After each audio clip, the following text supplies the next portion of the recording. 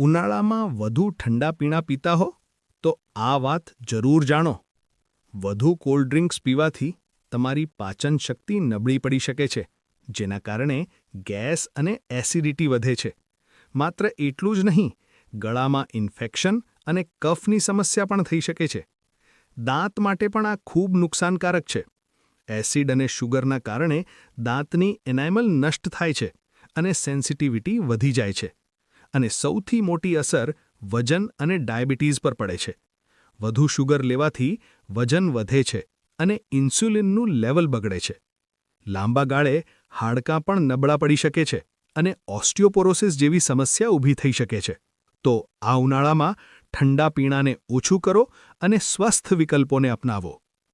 જો આ માહિતી તમને સારી લાગી હોય તો વિડીયોને લાઇક કરો, શેર કરો અને આવી વધુ માહિતી માટે અમારા પેજને ફોલો કરવાનું